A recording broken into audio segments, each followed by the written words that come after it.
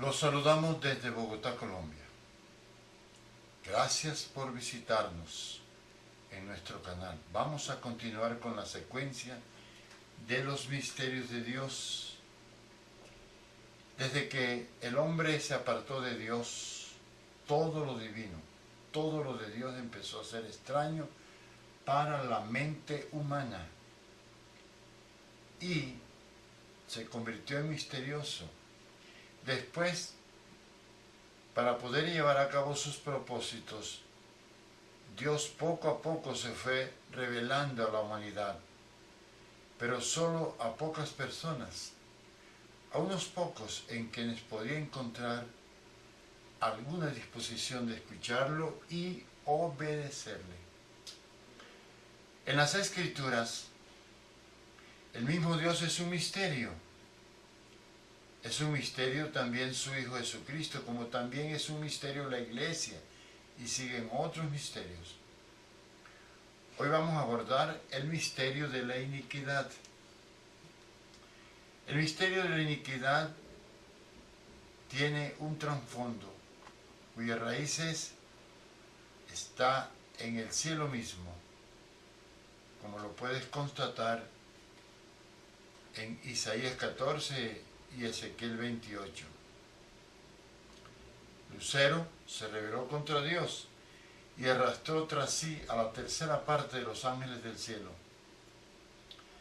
Esos mismos que hoy conforman ese gobierno espiritual maligno de las naciones, con sus principados, verdaderos reyes satánicos, potestades, gobernadores de las tinieblas de este siglo, que están al mando de esas huestes espirituales de maldad en las regiones celestes.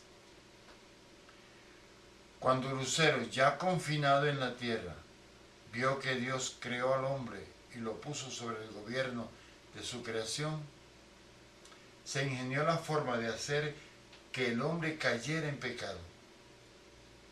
Por eso el verdadero enfrentamiento entre el dragón y Dios empezó después de la caída del hombre. Allá en Génesis 3:15 registra la palabra y dice: y pondré enemistad entre ti y la mujer, y entre tu simiente y la simiente suya. Esta te herirá en la cabeza y tú le herirás en el calcañar. Esa enemistad ha persistido hasta la cruz y seguirá creciendo hasta la manifestación del anticristo. Pero algo está deteniendo esa manifestación. Dice Pablo a los tesalonicenses en el capítulo 2 de su segunda carta. Leemos allí los versículos 6 y 7. Dice: y ahora vosotros sabéis lo que lo detiene, a fin de que a su debido tiempo se manifieste, porque ya está en acción el misterio de la iniquidad. Solo que hay quien al presente lo detiene hasta que él a su vez se ha quitado de en medio. El misterio de la iniquidad se relaciona con la actividad del maligno sobre la humanidad perdida, como príncipe de la potestad del aire. La palabra iniquidad en el versículo 7 es la traducción del vocablo griego anomía, o anomia también se podría decir, que significa carencia de ley. Esta palabra se puede explicar de a, que es un prefijo negativo, y nomos, ley. Entonces, anomía se suele traducir iniquidad, que literalmente significa injusticia, porque obrar sin ley es actuar llevado por la injusticia, lejos, muy distante de la justicia del reino de los cielos. El misterio de la iniquidad ya está en acción. Eso significa que ahora opera subrepticiamente bajo la dirección de influencias satánicas ocultas. Y siempre ha sido así. Pero llegará el día en que se manifestará abiertamente y con todo el poder de su maldad y operará claramente ante la vista de los hombres con la aparición de un siniestro personaje que se conoce como el Anticristo, el inicuo, el hombre de pecado. ¿Por qué no lo ha hecho? ¿Por qué no ha hecho su aparición el hombre inicuo en el panorama político mundial? ¿Cómo se sabe? La manifestación de la maldad ha sido espantosa en este mundo. Entonces, ¿cómo será cuando el misterio de la iniquidad tenga todas sus riendas sueltas? Y no se ha manifestado plenamente porque ahora, aún en este momento, tiene un freno que se lo impide. Pero ese freno será quitado a su debido tiempo. Dios sabe cuándo. Seguramente, si el anticristo no estuviese refrenado, ya hace mucho tiempo se hubiera manifestado. En torno a este tema debemos movernos con suma cautela, pues cualquier opinión mal encajada al respecto pudiera llegar a fabricar un error. Y es obvio que el versículo 7 es muy difícil de interpretar. Las Escrituras no indican con claridad cuál es la identidad de la persona, poder o influencia que ahora refrena el desenfreno del pecado y la maldad en esta era en una magnitud superior a lo que se conoce. Y aquí lo curioso es que los hermanos de Tesalónica, como también el propio apóstol Pablo, sabían lo que refrenaba la manifestación del anticristo y toda esa abrupta operación de la iniquidad en el mundo. Le dice Pablo a los tesalonicenses, escuchen bien esto, él le dice, y ahora vosotros sabéis lo que lo detiene, a fin de que a su debido tiempo se manifieste, dice en el versículo 6. Pero en sus cartas, el apóstol no nos transmite la identidad de ese poder personal e impersonal a la vez, que restringe la manifestación del anticristo. No nos los transmite. Esa identidad nos ha llegado como un aspecto vago, porque al fin y al cabo es un misterio. Y esa vaguedad ha dado pie a que hayan surgido diversos puntos de vista y variados conceptos respecto de este espinoso asunto. Pues bien, hay quienes han sugerido que ese freno es el Espíritu Santo, el propio Espíritu Santo, que será quitado del escenario terrenal durante el periodo de la gran tribulación. Y para respaldar su tesis, alegan que el arrebatamiento de la iglesia tendrá lugar antes de la gran tribulación que promoverá el anticristo durante la época más oscura de la humanidad. Y claro, según esa posición, con la iglesia se iría el Espíritu Santo de esta tierra. Pero esto no tiene respaldo bíblico. En primer lugar, porque las Escrituras revelan que el arrebatamiento de los santos y su unión con Cristo será simultáneo con la parucía de Cristo, es decir, el glorioso día que Cristo regrese a la tierra. Ese mismo día será arrebatada la iglesia.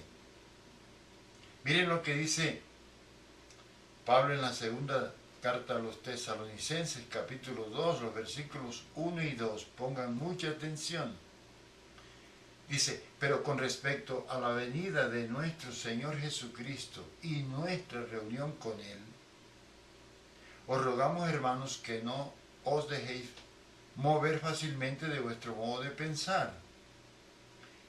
recomiendo a los que nos visitan ver también la primera Tesalonicenses capítulo 4 del 13 al 17 y Mateo 24 del 29 al 31. Esas citas respaldan lo que estamos diciendo. Y el Señor no vendrá antes del último día del gobierno del anticristo. Dice en la segunda Tesalonicenses 2:8 que estamos tratando, dice: y entonces se manifestará aquel inicuo, a quien el Señor matará con el espíritu de su boca y destruirá con el resplandor de su venida. Por otro lado, no existe base bíblica para asegurar que el Espíritu Santo pueda ser removido de esta tierra. Sabemos por las Escrituras que su presencia está en todas partes. Recuérdese que el Espíritu Santo es Dios y Dios es omnipresente. Dice el rey David: ¿a dónde me iré de tu espíritu? Y dice: ¿y a dónde huiré de tu presencia? Si subiese a los cielos, allí estás tú. Y si en el Seol hiciere mi estrado, he aquí, allí tú estás. Si tomare las alas del alba y habitare en el extremo del mar, allí me guiará tu mano y me asirá tu diestra. Lo puedes leer en el Salmo 139, de los versículos 7 al 10. Claro, hay que entender que aunque el salmista indica que Dios está en todas partes, consideramos que no se trata aquí de una aseveración panteísta. Hay que distinguir a Dios de su creación. Dios llena a su creación y la sostiene, pero es independiente y no puede ser confundido con ella. Entonces, ¿cuál puede ser la respuesta? Recordemos que estamos lidiando con un misterio que no lo podemos dilucidar con la simple razón empírica. Veamos el punto de vista de otra escuela. Teniendo en cuenta que todas las naciones de la tierra, así como los grandes imperios revelados en Daniel capítulos 2 y 7, han sido y son regidos por principios diabólicos, hay aseveración de eso en Daniel 10, los versículos 13, 20, 21. Otros comentaristas bíblicos han planteado que lo que frena la manifestación del anticristo es la remoción del poder del espíritu diabólico que rige el imperio romano. Pero, como lo revela Daniel con referencia a la remoción del espíritu del imperio persa, cuando fue derrotado por el espíritu de Grecia, puede leer en Daniel 8, del 1 al 8, el de Roma tuvo su fin en el momento en que cayeron las dos capitales del imperio romano. Roma cayó en el año 476 y la otra capital, Constantinopla, cayó en 1453 respectivamente. Por otro lado, hay una corriente exegética que se ha venido abriendo camino entre algunos eruditos modernos y que ya existía entre los padres de la Iglesia, y es que algún poder angelical bueno está restringiendo hasta el momento el misterio de la iniquidad. Recuérdese lo siguiente: si deseamos discernir y entender los asuntos escatológicos y en particular lo referente a este freno que detiene la manifestación del anticristo, no podemos descartar la centralidad de Israel en el concierto de las naciones para el cumplimiento de la escatología. Indudablemente, Israel es el reloj profético de Dios para el cumplimiento de los acontecimientos escatológicos. Cuando la nueva nación de Israel tuvo su comienzo el 14 de mayo de 1948, ese día comenzaron los últimos tiempos. Por otra parte, el arcángel Miguel, el único arcángel que revela la palabra de Dios, es el protector de Israel y protege a la nación de Dios con el apoyo de las huestes celestiales. Leemos en Daniel 10, versículo 13, dice: mas el príncipe del reino de Persia se me opuso. Allí lo está hablando el ángel Gabriel. Se me opuso durante 21 días. Pero he aquí Miguel, uno de los principales príncipes, vino para ayudarme. Y quedé allí con los reyes de Persia. Y él me dijo: ¿sabes por qué he venido a ti? Pues ahora tengo que volver para pelear contra el príncipe de Persia. Y al terminar con él, estoy leyendo el versículo 20, al terminar con él, el príncipe de Grecia vendrá. Dice en el 21, pero yo te declararé lo que está escrito en el libro de la verdad. Y ninguno me ayuda contra ellos, sino Miguel, vuestro príncipe. O sea que Miguel es el príncipe angelical, protector de Israel. Repito, puedes leer en Daniel 10, los versículos 13, 20 y 21. El libro de Daniel revela que Satanás, príncipe de este mundo, gobierna las naciones del mundo, claro está, y lo hace implantando en cada nación su propia organización espiritual diabólica, al mando de un príncipe, algo así como un rey satánico en cada nación. Esta jerarquía es declarada en Efesios 6:12.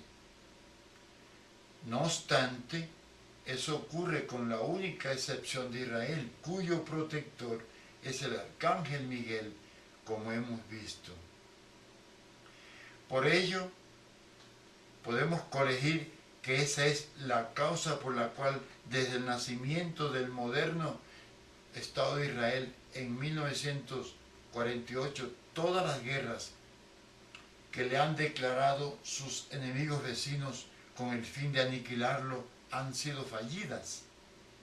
No han podido lograr su objetivo a pesar de la superioridad de las tropas y del armamento de esas naciones, incluyendo el elemento sorpresa del que siempre se han querido valer. Y lo más maravilloso es que tampoco logrará aniquilar a Israel la invasión de una coalición de naciones cuando se reúnan las hordas de Gog al final de los tiempos bajo el liderazgo de Irán, y que registra Ezequiel vaticinando la peor derrota de los enemigos de Israel. En los cielos, las milicias celestiales comandadas por Miguel siempre vencerán a las huestes diabólicas. ¿Qué hacer entonces? ¿Cómo acabar con Israel? Esas naciones tendrán que cambiar la cara de la moneda, como dicen. Tendrán que cambiar la guerra por la paz. Entonces es cuando pensarán en la estrategia de un tratado de paz. Pero en el fondo será una paz mentirosa y siniestra, fríamente calculada. La revelación bíblica dice que la alianza de 10 naciones, antiguas provincias del Imperio Romano, tanto de Occidente como de Oriente, le dará el trono al último emperador mundial, hábil diplomático y engañador, con quien Israel firmará un tratado de paz que con gran habilidad logrará que Israel se desarme, y después de 3 años y medio, este inicuo se manifestará como lo que en realidad será, un emisario diabólico. En ese mismo tiempo, Dios le quitará la protección a Israel y vendrá sobre esa nación una verdadera carnicería humana. Leamos en Daniel 12:1. Dice: en aquel tiempo se levantará Miguel, el gran príncipe que está de parte de los hijos de tu pueblo. Y será tiempo de angustia, cual nunca fue desde que hubo gente hasta entonces. Pero en aquel tiempo será libertado tu pueblo, todos los que se hallen escritos en el libro. ¿Es coherente y bíblico este punto de vista? Bueno, ahí está para meditarlo y que el Señor nos revele plenamente este misterio. Sin embargo, lo que sí sabemos es que llegará el momento en que ese freno que impide la manifestación del anticristo será quitado. Y el misterio de la iniquidad que ahora opera subrepticiamente bajo la dirección de influencias satánicas ocultas, llegará la hora, y ese día se aproxima, en que se manifestará claramente y sin tapujos ante la vista de los hombres en toda su maldad. Téngase en cuenta que el poder del anticristo es revelado como tan absoluto que es razonable suponer que sólo el poder de Dios es quien puede controlar y ordenar el tiempo determinado para su surgimiento y para su fin. Dice Pablo a los tesalonicenses en su segunda carta 2:9, dice: inicuo, cuyo advenimiento es por obra de Satanás con gran poder y señales y prodigios mentirosos. La frase "a su debido tiempo" del versículo 6 significa que el momento para la manifestación del anticristo lo determina Dios. Recuérdese que Dios es soberano y Él tiene absoluto control sobre su creación. Y es necesario tener en cuenta que cuando Dios remueva la restricción que está impidiendo la manifestación plena del misterio de la iniquidad sobre la tierra, la bestia traerá como propósito diabólico cumplir su misión satánica, misión que está implícita en este misterio. Y aunque se crea lo contrario y luzca hasta misterioso para nuestro entendimiento, toda esa acción oscura de ese siniestro personaje de alguna manera es usada por Dios para bien, escúchese bien, para bien, conforme sus propósitos eternos. Por ejemplo, para creer en su legítimo Mesías, Israel necesita pasar por una severa tribulación. Eso es indiscutible. Por otro lado, gran porcentaje de la iglesia que vive ahora sobre esta tierra está más atraída por el mundo que por el Señor. Y por ello necesita pasar por una severa tribulación también. Hermanos, el de la iniquidad es el misterio del libertinaje, del reino de la deshonestidad, del engaño, de la idolatría. Ese misterio es diametralmente contrario al misterio de la piedad, al misterio de Cristo, que es el misterio de Dios. El mensaje del Evangelio es que Dios quiere que los hombres sean transformados a la imagen del Hijo de Dios. Dice Colosenses 1:27. A quienes Dios quiso dar a conocer las riquezas de la gloria de este misterio entre los hombres, entre los gentiles. Dice que es Cristo en vosotros la esperanza de gloria. Como el de la iniquidad es el misterio del maligno, cuya culminación estará bajo el liderazgo de la bestia, entonces el anticristo será la personificación de todo cuanto es perverso, de todo cuanto se encuentre en rebeldía contra Dios. Eso significa que habrá un tiempo en que la maldad se desarrollará sin control, como los caballos desbocados. Entendamos que el misterio de la piedad, el misterio de Cristo, revela todas las bendiciones y buena voluntad de Dios para con los hombres.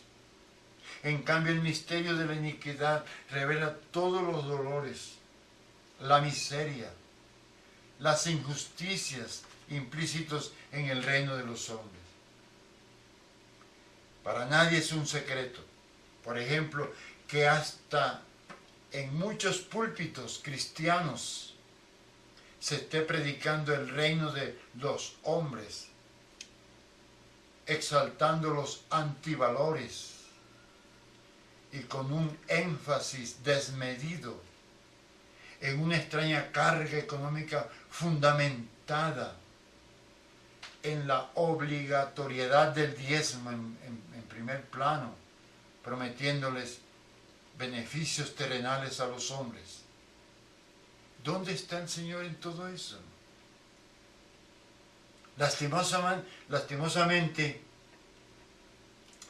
los hombres rechazan el propósito y la verdad de Dios por creer en la mentira. ¿Qué acontece entonces? Que este misterio ya está en acción cada día con mayor fuerza. Este misterio ya está proyectando su sombra sobre la humanidad. El contexto que estamos analizando lo enfatiza. Dice Pablo a los tesalonicenses en su primera carta, capítulo 2, los versículos 10 y 11, dice: con todo engaño de iniquidad para los que se pierden, por cuanto no recibieron el amor de la verdad para ser salvos. Por esto Dios les envía un poder engañoso para que crean la mentira. Está en la segunda Tesalonicense, capítulo 2, los versículos 10 y 11. Entonces, hermanos, ambos misterios, tanto el de la iniquidad como el de la piedad, el del Evangelio, tienen algún poder sobrenatural. El uno para atraer e inducir al mal, y el otro para favorecer a los hombres, para salvarlos. El misterio de la iniquidad, por la influencia maléfica satánica sobre los impíos, destruyendo, condenando. Y el Evangelio, por el poder del Espíritu Santo, es transmisor de bendiciones, es transmisor de vida, de luz celestial. ¿Lo pueden ver ahora? El poder de la iniquidad satánica trae consigo una atracción sobrenatural perversa y maligna, aunque a veces aparezca con visos de belleza irresistible. El misterio de la iniquidad aunque siempre haya existido y haya operado con intenso e increíble rigor, sin embargo, su manifestación futura alcanzará su clímax de malignidad como jamás haya ocurrido en todas las eras. Por ese motivo, ha permanecido oculto durante muchas eras en los consejos de Dios. Como la humanidad sin Cristo no puede ver debido a la ceguera espiritual, esa humanidad no percibe los amargos días que le espera. Vendrán días cuando la vida humana será convertida en un verdadero infierno. Empezará a ocurrir cuando ellos digan paz y seguridad, dice la Escritura. El mundo está lejos de Dios. Ese mundo lejos de Dios será un escenario casi imposible de ser habitado.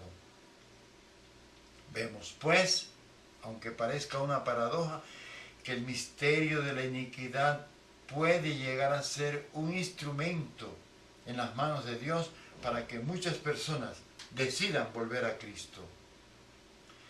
Entre los hijos de Dios, quienes poseamos algún grado de luz y revelación de Dios, conforme ese mismo grado de comunión, conocimiento y amistad con el Señor, podremos vislumbrar el negro panorama que se avecina, que ya se está armando en el concierto mundial.